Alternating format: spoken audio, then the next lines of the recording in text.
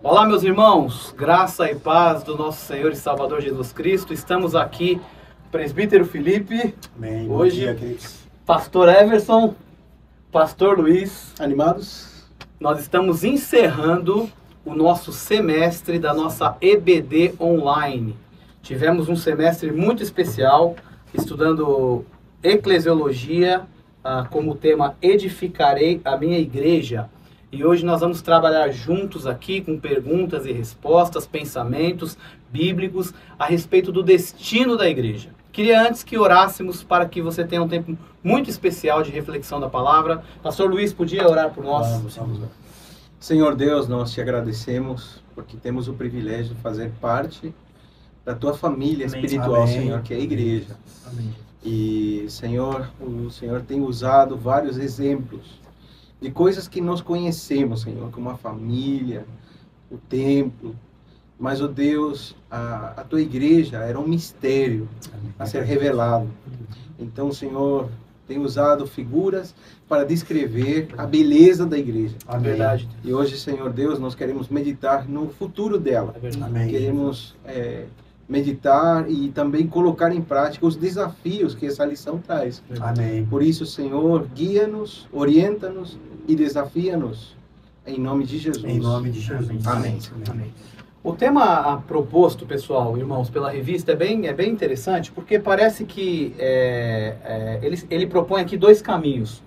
Um destino, uma finalidade terrena da igreja, Sim. e um destino do futuro, escatológico. Parece que para chegar ali no destino escatológico, o plano de Deus para a finalidade da igreja, o destino final, a igreja tem que passar por alguma coisa aqui na terra. E ele propõe dois pontos interessantes sobre o destino terreno com relação à reconciliação, a igreja como reconciliação com Deus. O que os irmãos têm a dizer a respeito disso? Confesso que quando estudei a lição eu também achei estranho, né? Porque o tema já chama para o fim. Isso. Destino, né? Sim. E aí, quando eu comecei a estudar e eu vejo...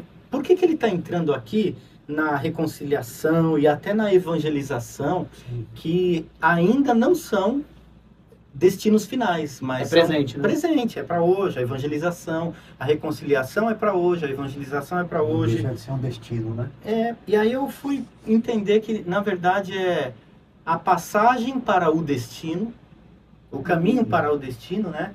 Nos obriga a pensar um pouco no hoje. É aquela ideia de que, todo destino passa por um caminho. Foi uma das figuras de Cristo, o caminho. Ele falou, eu sou o caminho, João 14,6, né? Sim. A verdade e a vida. Ninguém vem ao Pai. Então, literalmente, lá em João 14,6, ele fala do vem ao Pai. Ninguém chega ao Pai. Sim. Ele fala do destino, mas primeiro ele fala do caminho. Sim. O caminho para chegar no destino, que é o próprio quem? Cristo, o Senhor da igreja. Parece que dá a impressão que Deus quer que a igreja dele chegue lá no destino final um pouco mais madura, Sim. né? Com a Carimbada. reconciliação com Deus, mais tratada por ele, né? O que Sim. você... Felipe? E se a eternidade consiste em conhecer a Deus, a igreja que não o conhece hoje não tem como destino conhecer a Deus na eternidade. Então acho que o primeiro passo é ir em direção a Deus aqui, no aqui e agora. É se relacionar, né? Até porque o homem na sua primeira condição está afastado, diz aí, né? Separado. E Efésios capítulo 2, ele nos deu vida estando nós mortos.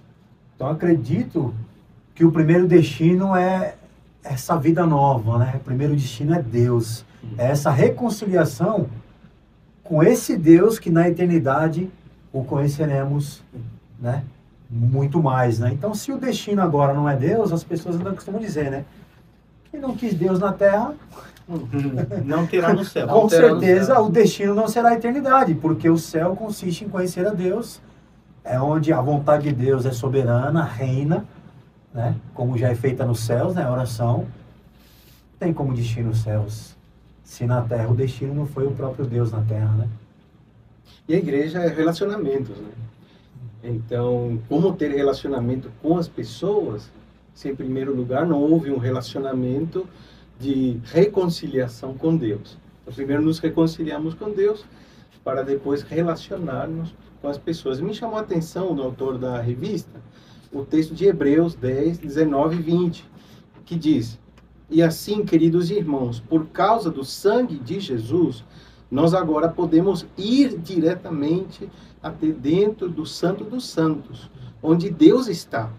Este é o caminho novo, recém-aberto, através da igreja, e vivificante que Cristo nos franqueou ao resgatar a contínua para dar-nos acesso à presença santa de Deus. A tradução da Bíblia viva. Muito bom, muito bom. Uma coisa que ele fala aqui interessante com relação à reconciliação, que o pastor Luiz estava falando aqui, é que sendo reconciliados com Deus, nós somos justificados, certo? Romanos 5 fala isso. Então a justificação é um posicionamento. O Senhor nos posicionou como justos. Isso deveria fazer com que a igreja, que somos nós pessoas, fôssemos as pessoas mais alegres do mundo. Verdade. Me estranha, irmãos, a gente é nascido em igreja, criado, me estranha ver gente se arrastando dentro da comunidade. Entende como eu falo? A falta de alegria parece que não entendeu a reconciliação. É o que diz Romanos 5, 10 e 11. Porque se nós, quando inimigos, fomos reconciliados com Deus, mediante a morte de seu Filho, muito mais estando já reconciliados, seremos salvos pela sua vida. E não apenas isso, mas também nos gloriamos, nos alegramos em Deus, nosso Senhor Jesus Cristo, por intermédio de quem acabamos agora de receber a reconciliação. Irmãos, nós recebemos uma reconciliação, certo? Éramos prisioneiros, fomos libertos, Quando fala lá Colossenses que ele riscou a cédula que era contra nós, e não vivemos uma vida de alegria, não dá para entender. E aí pensa nisso, você que está ouvindo, eu não sei qual seria uma instituição que te daria alegria hoje. Cada um tem um sonho, sei lá, o dia que eu conseguir me afiliar numa agremiação de futebol, o dia que eu conseguir fazer parte de um condomínio, de um clube de resorts, eu vou, o dia que eu conseguir fazer parte de uma agremiação dos associados. Gente, de fato, você já faz parte da maior associação e melhor associação e a mais plena associação que daria alegria na Terra. Não deixe de correr atrás do teu sonho, do clube, do resort, do clube de tênis, de futebol, do society, da sua academia. Eu quero fazer parte, sei lá. Não deixe de ter esse sonho, mas entenda que o maior deles já foi alcançado. Você já faz parte, sim, daquilo que realmente deveria arrancar o maior sorriso do universo. E às vezes nós nos alegramos mais com instituições que não nos justificam e não reconciliam. E não nos reconciliam do que aquela que tem o Salvador e que nos posiciona como filhos. Muito legal. O Apostila também traz, a revista traz um segundo destino, um caminho para chegar no destino escatológico. É a visão evangelística da igreja, a visão social e a visão missional da igreja. O que vocês têm a dizer sobre isso? Cara, eu gostei muito da proposta aqui, que nós fomos tirados do mundo, que é a definição etimológica da palavra, eclésia, Fomos tirados do mundo para depois sermos enviados ao mundo. Então, por que a gente não aceitou Jesus e já fomos arrebatados? Então, se o destino final da igreja fosse somente o céu, nós aceitaríamos Jesus, confiaríamos nele como nosso único suficiente Salvador, depois seríamos arrebatados. Mas ele nos deixou. Porque o propósito de Jesus não é apenas levar-nos ao céu, mas ensinar-nos a viver na terra. E principalmente, primeiro conhecê-lo, agora temos o destino de fazê-lo conhecido. Legal. Muito compartilhar com outros o privilégio que nós tivemos um dia. Fantástico pensar nisso, porque essa ideia de tirar primeiro do mundo, estávamos mortos no direito do pecado, aí fomos tirados do mundo, renascidos com Cristo e reenviados ou reinseridos no mundo, só que numa nova posição. Tirou para colocar de novo. Tirou para colocar de novo numa nova posição. Tirou para colocar de novo, agora renascido e com uma função. E se a gente for olhar, o próprio cristianismo também veio de alguém que veio de fora do mundo. Cristo veio do céu para cá, enviado. E ele mesmo fala, né? Eu não sou do mundo, como vocês também não são. Então, se ele veio de fora para entrar no mundo, para cumprir uma missão, João 20 e 21 fala, assim como o Pai me enviou, eu também vos envio. Então, assim, não se assustem de receberem a glória, a conciliação, o perdão, a salvação e ainda terem que continuar aqui. Não se assustem, porque esse é o processo. Vocês serão tirados para serem recolocados e agora reposicionados, servindo numa nova posição. Enviado. Agora você é enviado para fazer isso aqui, ó, a evangelização da igreja. Coisa que no céu não vai ter. Exato. E precisa ser urgente. Muito interessante, porque eu fui evangelizado por uma pessoa. Se essa pessoa, que foi meu irmão, por exemplo, se ele fosse arrebatado quando tivesse sido convertido, quem ia me evangelizar? Provavelmente algum outro crente que também não faria, porque também teria sido. Então, Sim. então é um destino final na terra o evangelismo da igreja. Olha que interessante. Destino final necessário. Um destino final necessário na terra. Sabe o que acontece, Dani? Às vezes a gente confunde vida eterna com o céu. A gente pensa que a vida eterna é um lugar. Não, o céu é um lugar. Mas a vida eterna começa a partir do momento que nós entregamos nossa vida a Cristo. Muito bom. Então a vida eterna já começa agora. Viver a Cristo é agora. Mas o destino final escatológico ainda vai acontecer. O ser humano, ele é eterno desde que nasce. Ele nasceu para viver para sempre. Inclusive, quem não se converter. Vai ter um destino que também é eterno. Ressurreição para a morte. Eterno. Vai viver eterna, não no céu, mas vai viver eternamente na condenação do inferno. Né? E você, Felipe, que é um Vamos evangelista nato, né? Vamos ouvir o evangelista. Não, ontem eu visitei um PG ontem e nós conversamos muito sobre isso, né? João capítulo 4, que fala daquele encontro de Jesus com a mulher samaritana, e ele oferece para a mulher uma água que ela não conhecia. Ela conhecia a água do poço, a água do pote, da vasilha, do copo. O H2O. Mas Jesus se oferece, porque a água viva é o próprio Deus, né? No seu interior fluirão rios. E essa mulher, depois que ela tem esse diálogo com Jesus, ela entra na cidade, ela deixa o cântaro, ou seja, ela deixa o seu recurso humano, né? Depois de se encontrar com Jesus, e entra na cidade e começa a contar para todo mundo a respeito do homem que matou a sede dela. Traduzindo o texto, né? Então é fato que quem tem a sua sede matada vai contar para os outros. Então a visão da igreja não dá para você desconectar a visão da igreja da pregação do evangelho. Porque se você teve a sua sede saciada em Cristo, você vai encontrar uma pessoa sedenta no seu trabalho, uma pessoa sedenta dentro da própria comunidade, às vezes, ou no seu ambiente familiar. E você não vai falar sobre essa água viva que você tomou, que você provou. É como as pessoas usam até aquela analogia do medicamento, né? Você tomou o medicamento que te salvou da morte. Você está vendo um cara morrendo do teu lado, você está com comprimido no bolso. E o cara está morrendo do teu lado e você com comprimido no bolso. Você poderia falar, ô amigo, eu tomei isso aqui e me salvou, né? Por que não, né? Nós fazemos isso porque vivemos isso e provamos dessa água viva, que é o próprio Deus fluindo em nosso interior e espirrando na vida daqueles que estão lá, transbordando, né? É a visão missionária da igreja. Me fez lembrar um pouquinho dos 10 leprosos, né? No Antigo Testamento, aquele... Não é uma parábola, é um conto mesmo, acho que Reis, onde a cidade estava sitiada, o povo morrendo de fome, e Deus deu um livramento, né? Porque expulsou os adversários. E quando todos já estavam morrendo de fome, 10 leprosos conseguiram entrar na cidade e viram que tinha comida, tinha fartura, e os inimigos tinham ido embora. E eles queriam ali festejar e não conseguiram nem ficar para comer. Comeram, provaram e falaram, não acredito, a nossa cidade está morrendo de fome, descobrimos a fonte de alimento e, tipo, ó, eu não vou nem terminar de engolir. Eles voltaram, né? Para contar na cidade a boa nova. Constrangidos. Não, eu vou ficar aqui curtindo a boa nova, a boa novidade, né? A mesma coisa evangelho. Mesma coisa. Quem acaba de se converter, ele mal aguenta. Ele não tem nem tempo de se nutrir biblicamente para falar, puxa, agora que eu descobri esse Jesus, eu vou ficar 5 anos me nutrindo de teologia, porque eu preciso falar desse Deus. Ele vai sem teologia.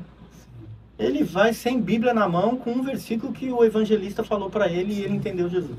E a visão evangelística da igreja, ela tem tudo a ver com a visão missional, né? Que é um outro ponto aqui. São missões transculturais, né? São Paulo, Brasil, Paraguai e o mundo, não é isso? Social e missional, né? E a social, a social é algo que às vezes as pessoas questionam muito, né? A ação social da igreja, vou colocar fogo aqui na pergunta, como destino em fim, como fim em si próprio, isso é ruim. Entende? Sim. Porque tem instituições terrenas que tem como... Exatamente. Aborda isso um pouco, pastor Luiz. A ação social como fim em si só não é responsabilidade da igreja, é ação social com uma finalidade maior. Sim. As pessoas do mundo podem fazer... Eu acho que cabe um princípio aí. Sim. Qualquer pessoa pode dar alguma coisa sem amar. Para dar uma esmola, eu não preciso amar o mendigo. Sim. Mas ninguém consegue amar sem doar-se.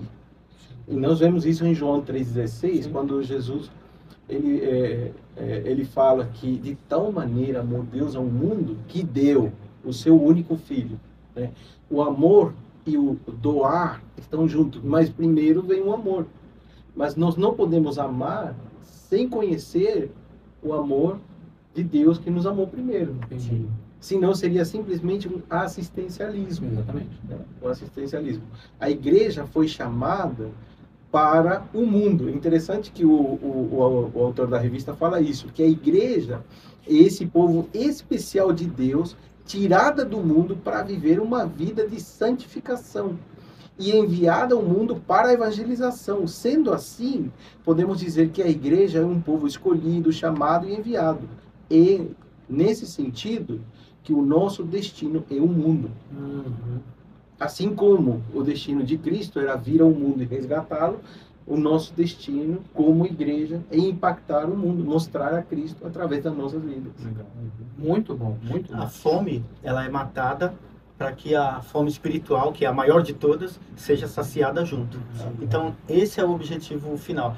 Toda a obra social que Jesus fez, muitas, de fome, né, de alimento, multiplicação de pão, de peixe, assistência social na área da saúde, cura da perna de um, do olho do outro, do leproso, do cego, o aleijado. Então teve muito cuidado social ele fez.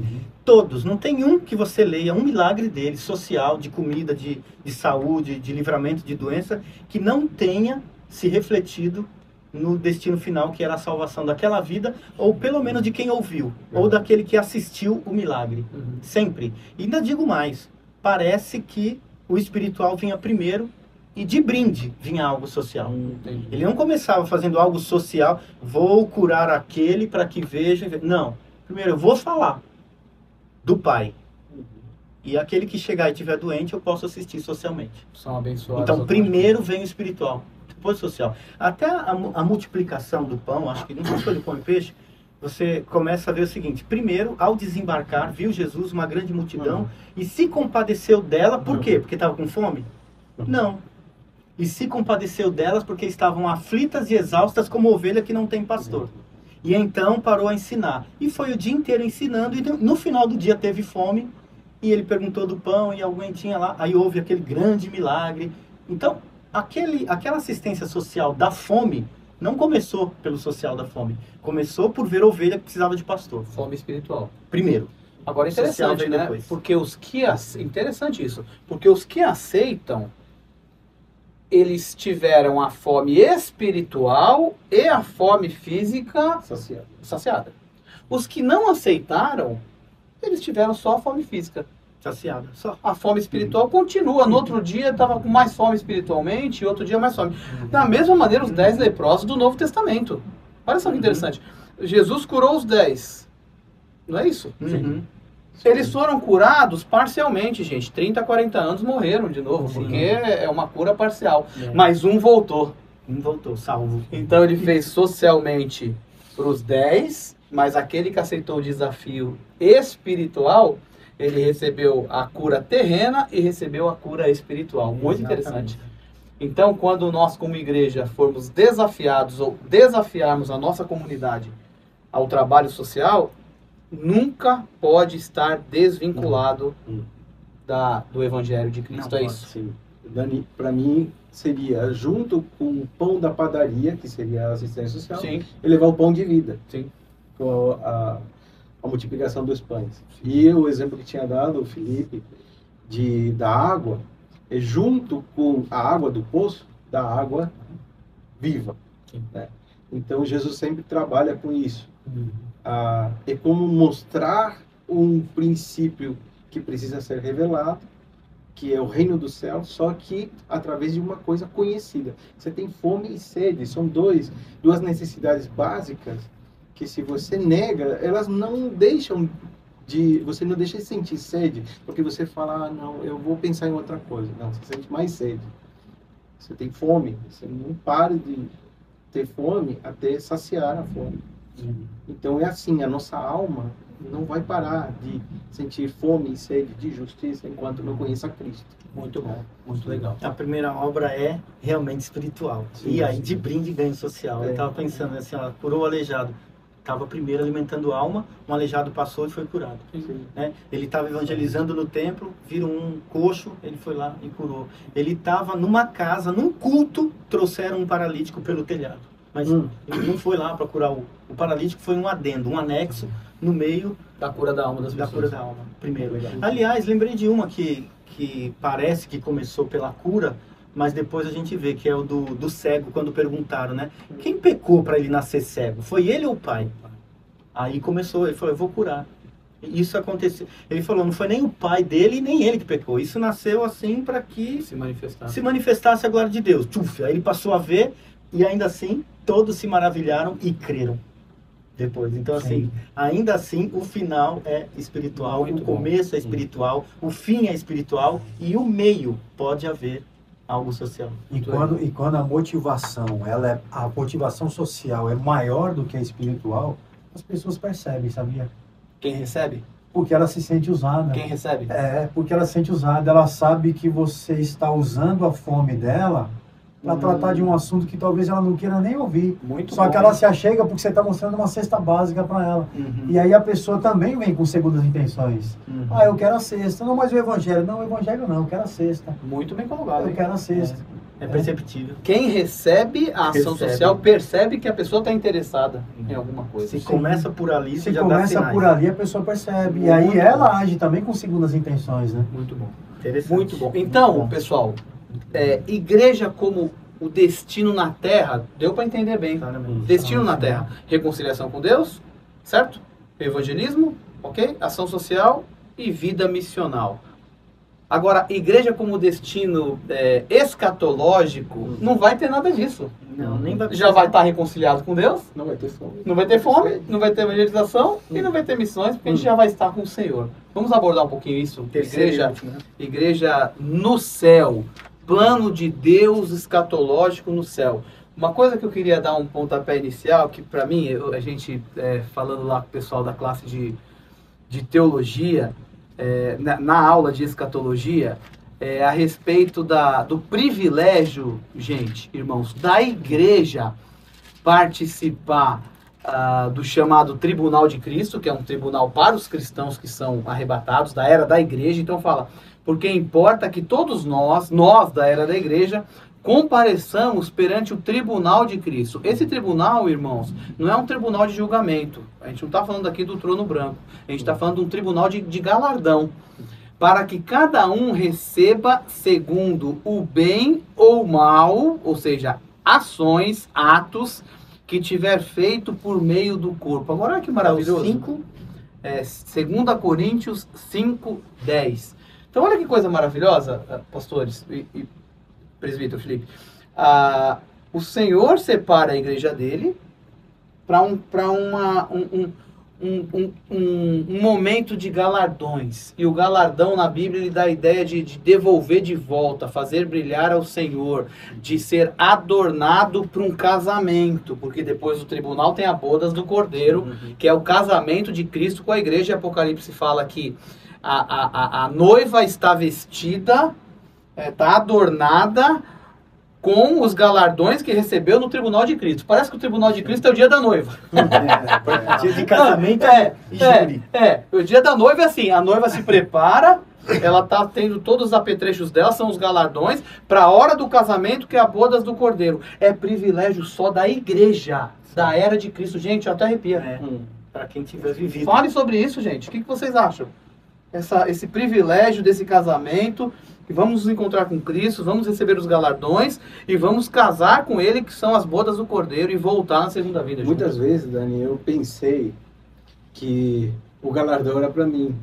Então, fala das coroas, né? Então, segunda-feira eu vou usar a coroa de vida. Sim. Né? Na terça eu vou usar a coroa da salvação e tal. Então, mas não é para nós. É exatamente o que você falou.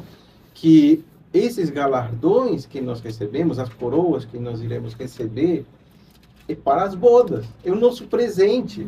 Recebemos para levar um presente. Cara, vai ser muito ruim chegar no casamento sem presente.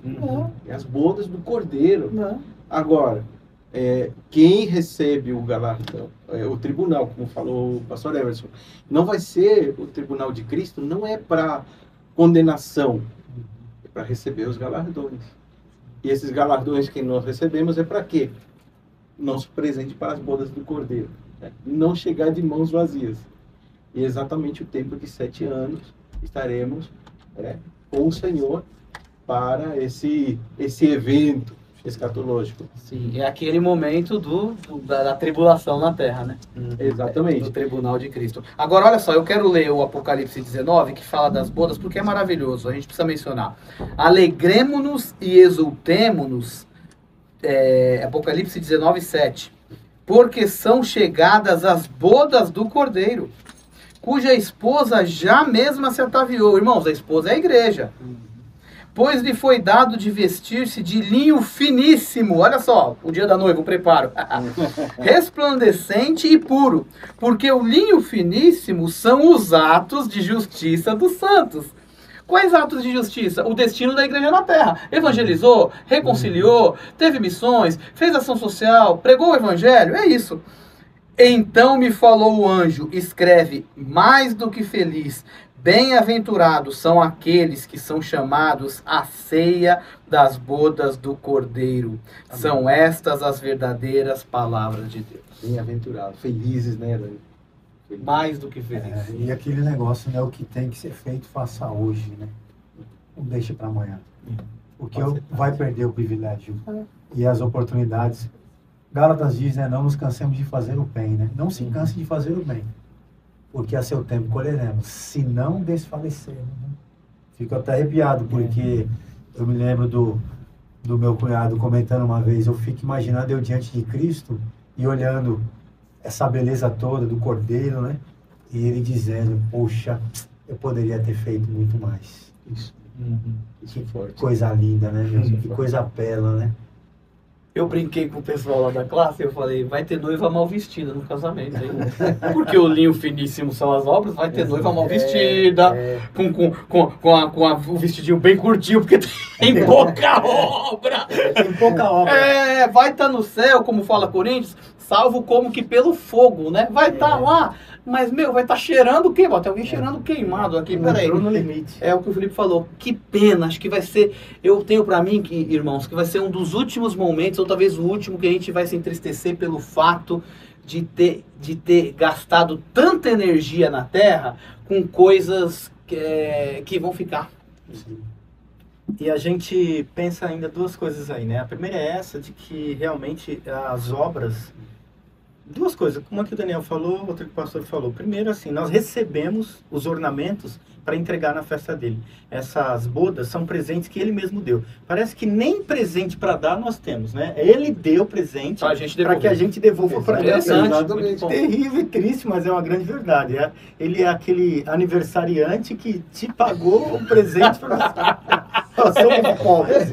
Porque nada trouxemos a esse mundo e nada vamos levar. Nada trouxemos. E só podemos dar a ele o quê? O que ele nos deu. E a grande obra que ele fez é maior do que a nossa. Então as nossas obras não competem com o galardão da obra dele sobre Era nós. o Então, amigo secreto de filho que tira a par, né?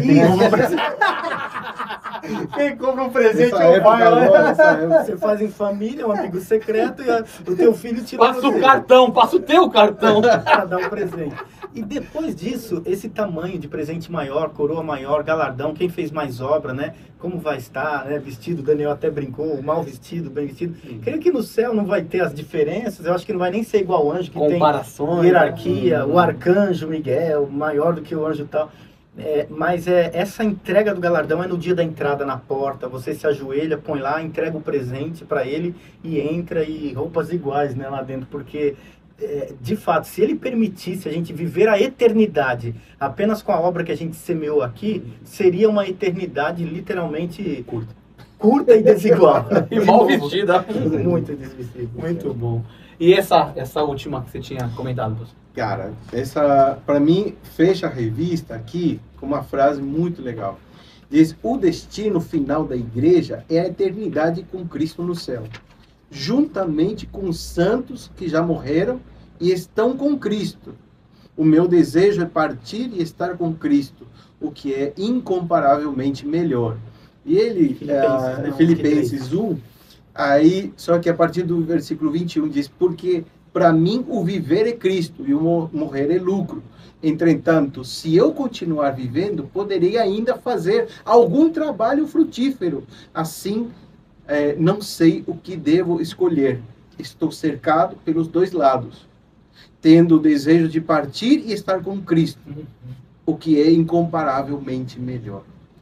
Mas também ele queria, por causa de vocês, é mais necessário continuar. Continuar Pregando o evangelho. para pregar o evangelho.